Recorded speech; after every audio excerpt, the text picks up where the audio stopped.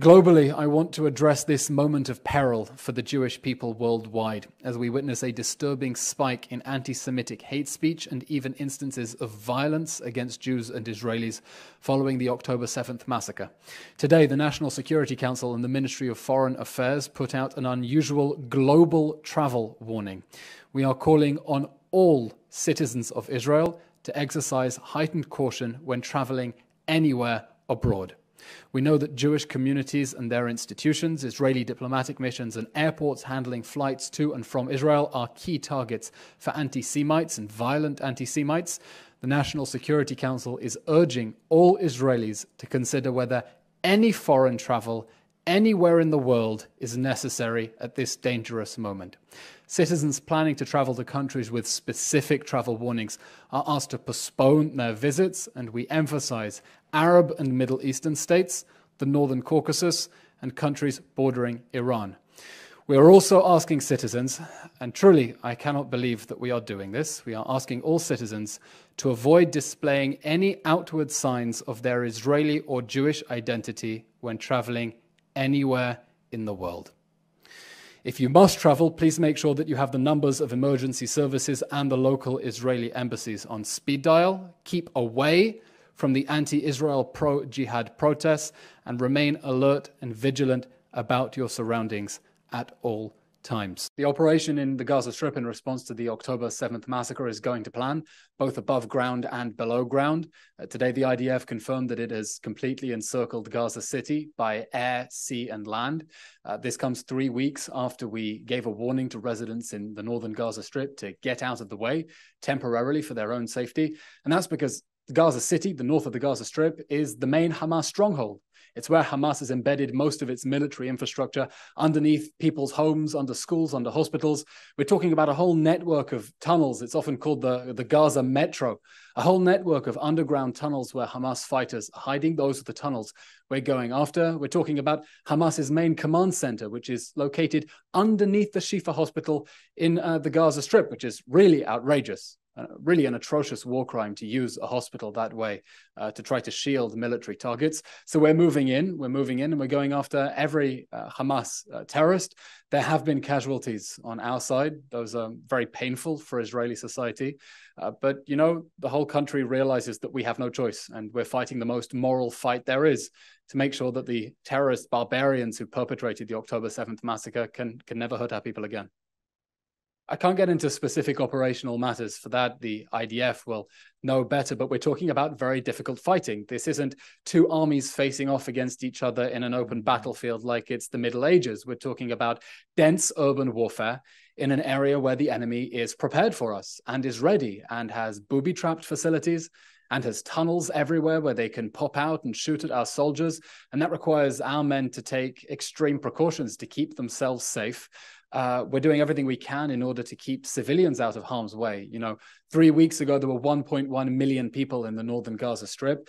And for 3 weeks, Israel has been urging them to leave, literally dropping leaflets on northern Gaza saying, please get out of the way for your safety. And I think only 100,000 people remain in northern Gaza because most of them have moved south to areas where they can get humanitarian aid.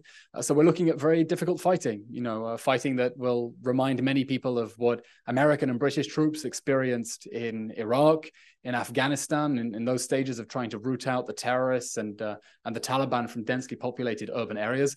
It's a great challenge. It's a great challenge, but it's a challenge that the IDF is ready to face down. And so far, obviously, absenting the unfortunate and tragic casualties, the plan is everything is going to plan. The mask is definitely slipping off Hamas. I mean, it's not like it's ever made a secret of its genocidal ambitions, its plans to murder all the Jews and eradicate the state of Israel, but the evidence is now there for all to see. One interview that's gone viral shows Ghazi Hamad, a Hamas spokesman, saying we're going to do a second October 7th and a third and a fourth. And the interviewer asked him aghast, do you mean until the total annihilation of the state of Israel? And he says, yes, that's exactly what I mean.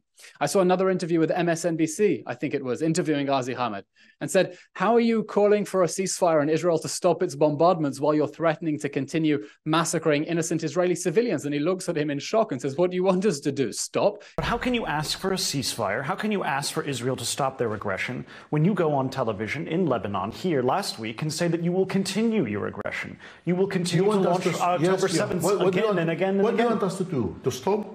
If you're asking for a ceasefire, it has to be two ways. No, I am talking that we want to continue against occupation. This is our national, our legal right to fight against occupation. It is according to international law, according to all the regulation in the world. It is in Europe you fight against the Nazis. And that's why Israel's pushing ahead, because we have to remove this evil regime from power. So the mask is slipping, and we know that the enlightened world, the free world, is behind us. We know that we're fighting the most moral fight there is to destroy the terrorist savages who perpetrated the October 7th massacre. And we know that leaders around the world are behind us. You know, Prime Minister Rishi Sunak stood here just last week next to Prime Minister Netanyahu and said the UK wants Israel to win. The UK government has been very solid on that point. This is a war that has to end with Hamas defeated. And indeed, as you say, Hamas's leaders make the case better than I possibly could about the dangers that Hamas poses to the people of Israel and their desire to continue using really the most spectacular, disgusting, sadistic, satanic violence imaginable to advance that goal of wiping out our country. This is a war that Hamas dragged us into. And by the way, for many years, when people said no country in the world would allow thousands of rockets to rain on its civilians, the situation in the Gaza Strip is not normal. Why does Israel tolerate this jihadi enclave so close to people's homes? There was international pressure not to wipe out Hamas completely. And in Israel as well, a sense that if we moved into the Gaza Strip, it could result in hundreds of casualties. And then what we saw on October 7th was a massacre of civilians and soldiers on a bigger scale than would have possibly happened if we'd conducted this campaign earlier. So there's a sense now that this isn't a campaign that we wanted. It's a campaign that, if anything, Israel has spent the last 16 years doing everything to try to avoid. But unfortunately, we have no choice. It's a campaign that we have to win because we have to wipe out the terrorist savages who perpetrated October 7th, since they're telling everyone in their own words, in English, that they plan to continue doing this again and again and again and again. So unfortunately, the government, the whole of society have come to the realization it's simply time to finish the job and wipe out Hamas so it can never do anything like that ever again. Important to remember, the October 7th massacre wasn't just an attack on Israelis, it was a crime against humanity. Members of over 40 countries were either abducted, murdered, or injured. This was an attack that shocked the whole world. Now, of course, we want all the foreign nationals in the Gaza Strip to get out to safety. First and foremost for us, the 240 Israeli foreign nationals in the Gaza Strip, the hostages. They're also foreign nationals. They don't belong in the Gaza Strip. They shouldn't be held in dark tunnels. We want them out. And I'll take this opportunity to thank The Sun for the phenomenal front page we saw the other day with the pictures of the 30+ children inside the Gaza Strip, drawing attention to that. Of course, we're doing everything we can to get them out. But Hamas isn't just holding our 240 people hostage. It's been holding thousands of foreign nationals hostage in the Gaza Strip and not letting them out. There have been several occasions when we've tried to coordinate to get foreign nationals out and Hamas stopped them. And just this week, we heard the US National Security Advisor, Jake Sullivan, saying that there are, I think, 600 Americans in the Gaza Strip that they're trying to get out, and Hamas is stopping them. And Hamas is making all sorts of demands in order to get these civilians out. And that's outrageous that Hamas is continuing to use not only our people, but other foreign nationals as human shields, as hostages as well. And we want everyone to be able to get out to safety. This war has two main goals. First of all, to wipe out Hamas so it can never hurt our people again, certainly not like on October 7th. And the second is to bring the hostages home. We want to bring back the hostages and make sure that Hamas can never abduct our people again. Now, clearly, sitting on the sidelines wasn't going to help. Sending a polite email to Hamas and asking it to return our hostages wasn't going to help. The only thing that's going to help is pressure. Both diplomatic pressure and military pressure. We already saw Hamas release 4 hostages under heavy diplomatic pressure placed on it and on its supporters. And we've seen Israeli forces free one hostage inside the Gaza Strip because we physically went in order to snatch her out. So that's what we're doing in this war. We're going to totally demolish Hamas's governing and military structure in the Gaza Strip. We're going to totally wipe it out. And we're going to do everything we can to bring those hostages home and bring them back to their families. Or rather, I'd say, bring them back to what is left of their families, because many of them were abducted after the Hamas death squads murdered their families in front of them, tortured, mutilated, and murdered their way through their villages. We want to bring them back. We want to bring them back to safety. Israel has come under attack from several directions. We're having rockets coming from the Gaza Strip, rockets coming from Lebanon. We've even had rockets coming from the southeast. Take a look at a map. That's not Lebanon and that's not Gaza. Now, we know that Hezbollah, we know that Iran are trying to distract us from Gaza. We're focusing at the moment on the total defeat of Hamas inside the Gaza Strip.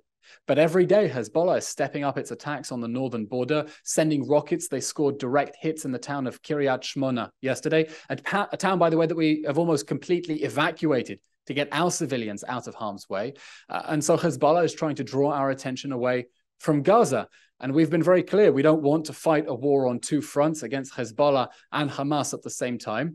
But if Hezbollah forces us into a full-scale war, we're ready to fight that war, we're ready to win. And the consequences, both for Hezbollah as a terror organization and for Lebanon as a whole, are going to be severe. We're doing everything we can to deter Hezbollah, but it takes two to tango. There's an actor on the other side, and Hezbollah might make a terrible mistake and force Israel to defend its citizens in a massive way. We hope we don't get there, and that's why we're continuing to try to deter Hezbollah and say, if you're thinking of messing with Israel, just don't do it. We welcome humanitarian aid entering through the Rafah border crossing with Egypt. It's been coming in increasing numbers. That's something we're trying to encourage. And we have one condition: that aid cannot go to Hamas, and it can't be used by Hamas to rearm its arsenals and to attack our people. So fuel is an excellent example. The Gaza Strip has fuel. The Gaza Strip has plenty of fuel. Hamas has already stockpiled 500,000 liters of fuel. The reason is that it planned this war in advance and it planned for a long fought out battle. Now, what is 500,000 liters of fuel?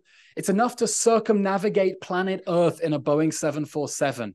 Hamas has enough fuel to take one of those Toyotas that it used in the October 7th massacre and circumnavigate the globe 178 times.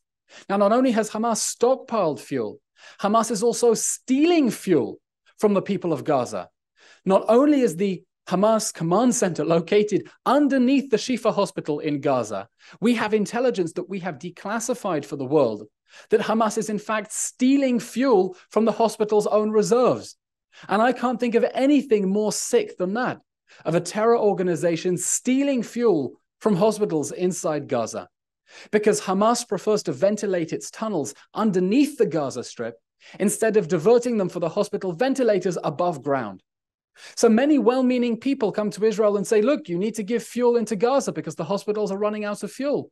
And our answer is no. The Gaza Strip has plenty of fuel. There is fuel in the hospitals and Hamas is stealing that fuel. So if we were to allow more fuel to go into the Gaza Strip, we know that Hamas is going to steal it, because even if it reaches the hospitals, Hamas is in the hospitals. Its command center is under the hospitals. It's going to steal that fuel because it has prioritized its genocidal war against the people of Israel. It's prioritized its rockets and its abductions and its burning and its beheadings, and not the people of the Gaza Strip. And we think that anyone in the international community concerned for sick people inside the Gaza Strip should be demanding that Hamas release fuel for the hospitals instead of asking more fuel to go in that Hamas is going to steal. Yes, there's an urban legend that the Gaza Strip is totally dependent on Israel for water. That's not true. The latest figures I've seen, the Gaza Strip gets only about 10% of its water from Israel. Where does it get the rest of its water from? There's an aquifer, they have ways to treat it, and they also have desalination plants that need the fuel that Hamas is currently hoarding. Now, here's the absurdity. First of all, under international law, there is no requirement for Israel to supply enemy territory with provisions, okay? There's no example in the history of warfare of a country that is attacked in a war literally giving resources to the enemy. But we've been providing water because we don't want a serious humanitarian situation in the Gaza Strip. Now, here's the absurdity.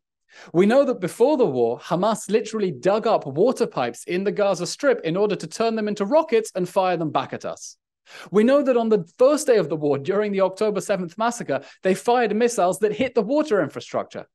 Now, Israel has opened 2 water pipes into the southern Gaza Strip because that's where we want people to get humanitarian aid.